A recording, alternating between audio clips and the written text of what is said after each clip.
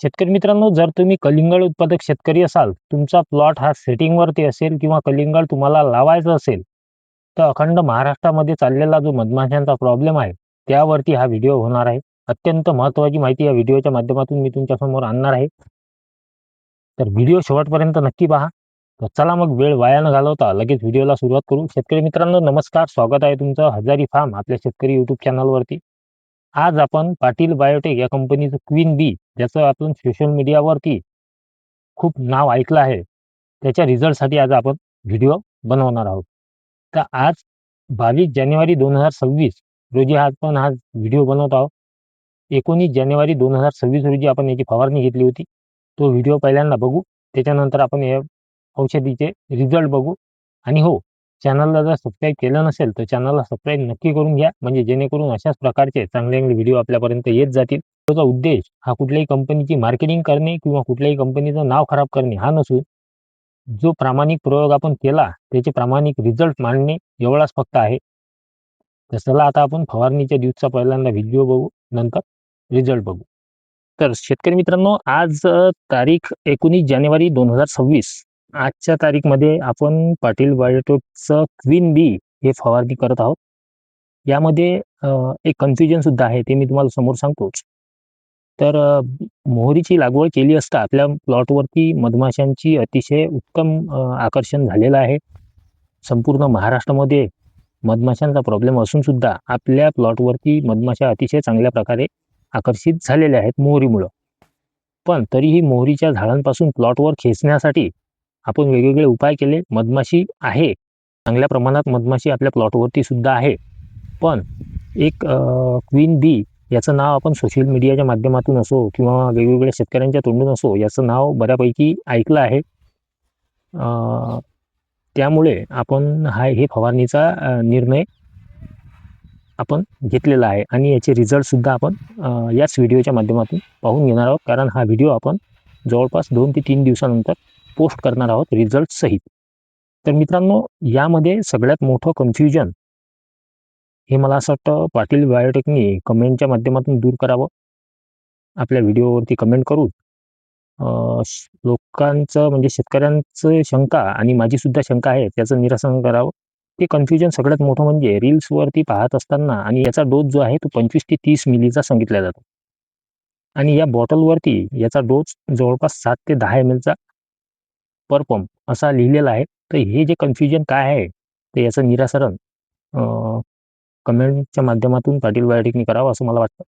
आणि या क्वीन बीची आपण कुठल्याही प्रकारे जाहिरात वगैरे करत नाही, कारण जाहिरात करणारा माणूस एक तर एवढा रोखठोक बोलत नाही.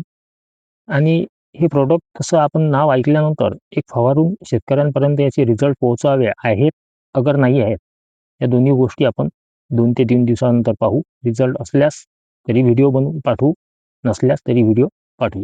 तर चला भेटू व्हिडिओ.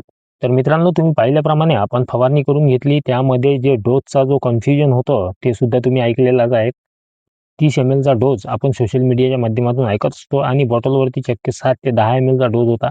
त्यामुळे झालेलं थोडं कन्फ्युजन होतं. त्यामुळे आपण 15 ml प्रतिपंपाचा डोस याचा वापरला आहे. आणि आता याचे रिझल्ट कसे आहेत हे आपण जाणून घेणार आहोत. तर मित्रांनो, 19 जानेवारीला आपण फवारणी केल्यानंतर जवळपास तिसरा दिवस आजचा आहे. पण याचे रिझल्टमध्ये सांगायचं झालं तर यामध्ये म्हणजे कुठलंही औषध खराब आहे किंवा चांगलं आहे या प्रमाणात न जाता एक प्रामाणिक आपण जे रिझल्ट आहेत तेच शेतकऱ्यांपुढे मांडत आहोत. त्या व्यतिरिक्त या व्हिडिओच्या माध्यमातून दुसरा कुठलाही उद्देश आपला नाही. जे प्रामाणिकपणे जे आपल्याला रिझल्ट मिळाले तेच आपण मांडत आहोत. तर मित्रांनो, रिझल्ट आपल्याला असे मिळाले की आज 3 दिवस झाल्यानंतर आपल्याला कुठलाही असा फरक मला वैयक्तिक तरी जाणवला नाही आणि तोच मी तुमच्यापुढे मांडत आहोत. तर मला ज्या मधमाशीचं प्रमाण आपल्या प्लॉटवरती 19 जानेवारीच्या पहिले किंवा 19 जानेवारीला होतं, तेच मधमाशीचं प्रमाण आता सुद्धा तेवढंच आहे. कुठल्याही प्रकारची वाढ त्याच्यामध्ये झाली नाही. मोहरीच्या झाडावरती अतिशय जास्त प्रमाणात मधमाशा आहेत. प्लॉटवर तेव्हाही आपल्या कमीच होत्या, आताही कमीच आहे. पण जेमतेम प्लॉटवर सुद्धा चांगल्या प्रकारे मधमाशा आपल्या तेव्हाही होत्या आणि आताही आहेत. त्यामध्ये कुठल्याही प्रकारची वाढ झालेली नाही. जो रिझल्ट आपल्याला डोळ्यांनी दिसला तोच आपण या व्हिडिओच्या माध्यमातून तुमच्यासमोर मांडत आहोत. यामध्ये कुठल्याही कंपनीचा नाव खराब करण्याचा किंवा कुठलाही आपला उद्देश नाही. फक्त व्हिडिओ जो खरा रिझल्ट आपल्याला मिळाला तो खरा रिझल्ट शेतकऱ्यांपुढे मांडणं एवढाच आपला एक प्रामाणिक प्रयत्न आहे. होऊ शकते आपण 15 ml ने फवारणी केली म्हणून आपल्याला कदाचित रिझल्ट आला नसेल. कारण 30 ml आपल्याला सांगितल्या जाते सोशल मीडियाच्या माध्यमातून. होऊ शकते आपण 15 ml केल्यामुळे आपल्याला रिझल्ट कमी आला असेल किंवा आला नसेल. पण मित्रांनो, माझ्या वैयक्तिक मतानुसार जर 30 ml न आपण फवारणी केली, कारण माझ्या प्लॉटवर पहिल्यांदाच मधमाशी ही होतीच. कमी प्रमाणात का असेना, पण होती. तर 30 ml न जर आपण कॅल्क्युलेशन जर त्याचं केलं, तर जवळपास त्याची कॉस्ट महाग जाते. मला तरी महाग जाते. कारण मी तुम्हाला किंमत तर नाही सांगू शकत, पण जेमतेम ₹150 प्रतिबंबापर्यंत आपल्याला त्याची कॉस्ट जाते, मधमाशीच्या आकर्षणासाठी. याच्या पहिलेही आपण व्हिडिओ बनवलेले आहेत, मधमाशीच्या आकर्षणासाठी घरगुती उपाय. त्याचेही आपल्याला चांगल्या प्रकारे रिझल्ट आले. हेही औषध चांगलं असेल, कदाचित 30 ml न मारल्यानंतर याचेही रिझल्ट आपल्याला चांगले आले असते.